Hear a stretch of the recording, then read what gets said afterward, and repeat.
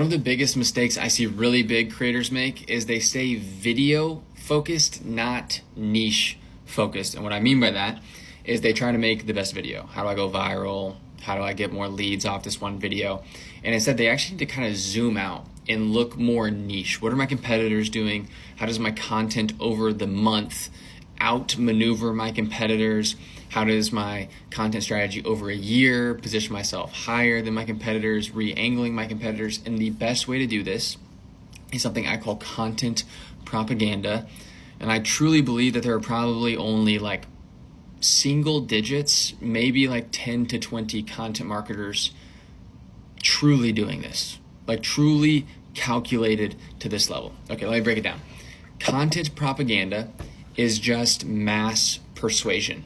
Okay, it's using mass psychology to persuade people. Think if you have a video that got 200,000 views, that would be like being at the 50-yard line of two football fields, two massive football stadiums. And you get to talk to those people for a couple minutes. What you say psychologically to get them to take an action is your content propaganda. I'm going to get into a specific example and I'm going to talk about some principles on how to do this. But first, I want to share where this came from. Okay, propaganda originated with a guy named, he might not have originated it, but he kind of pioneered it. His name is Edward Bernays. Okay, I actually thought this was the guy who invented the circus, but that is P.T. Barnum, not Edward Bernays. Edward Bernays is kind of like the father of public relations. I want to give you a quick example. Bear with me here, because this is going to be fire if you can tie this all together. Edward Bernays was hired by a fruit company, okay?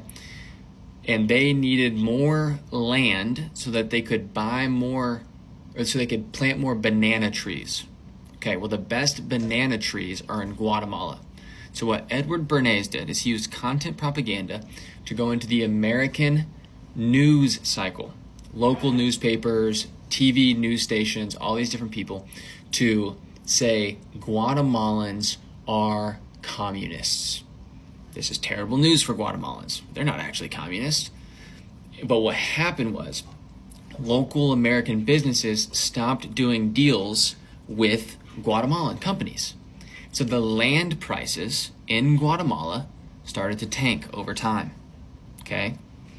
And then the client that Edward Bernays worked for went and bought a ton of land in Guatemala for a cheaper price and was able to plant more bananas and in return grow his business. Okay, you can do that exact level of strategy and you need to be doing that level of strategy in your content if you are at the top. If you are in the top 1%, you need to be thinking like this. It is no longer what is the right hook, what is my pacing, what is my storytelling. How am I outmaneuvering my competitors? Let me break this down on a really practical example. In the sales world of online right now, there's a guy named Spencer Kozedge. He's ripped. He's from Miami. He drives the sickest cars. And he is kind of winning, maybe not quite winning entirely, but he's in the top 3 of this sales niche. And he is pitching life insurance. Become a life insurance salesperson. If I were in the top 10 of the sales niche, I would need to come in and use content propaganda. Let's say I'm tech sales.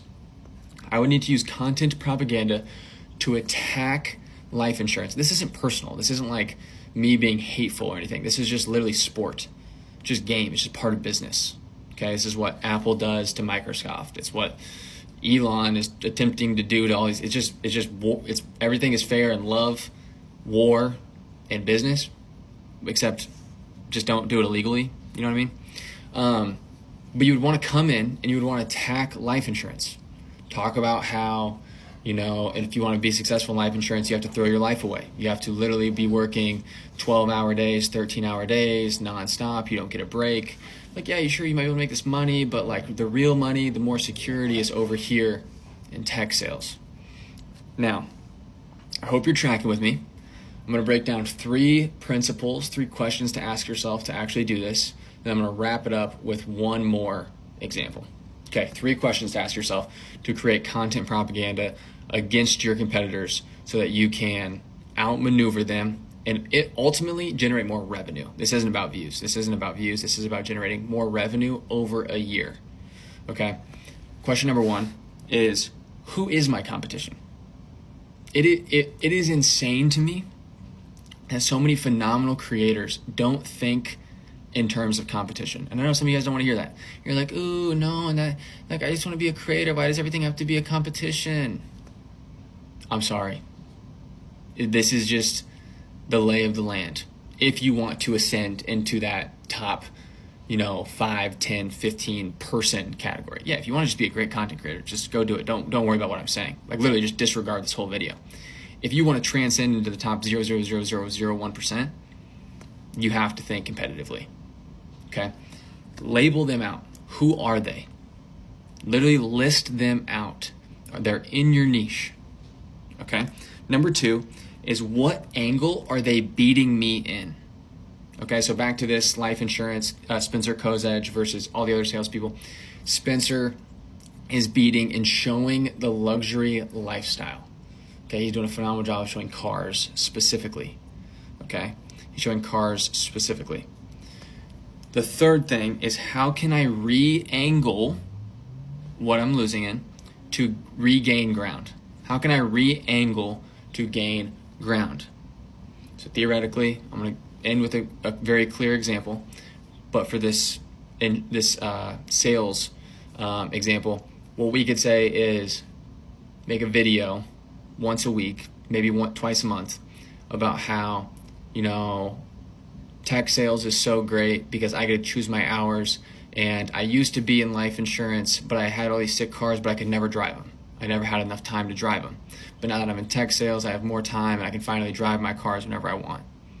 What that did, without being malicious towards the life insurance guy, is it positioned me as a higher ground over him, because sure, he has cool cars, but if only we knew how much he truly worked, right? That's the level of mass psychology and persuasion we're using here.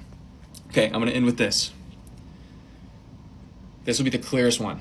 If I were a pit bull kennel, despite how you feel about this dog breed, okay? Just bear with me here. If I was a pit bull kennel, there is one angle that is very clear. It's the angle that I'm losing.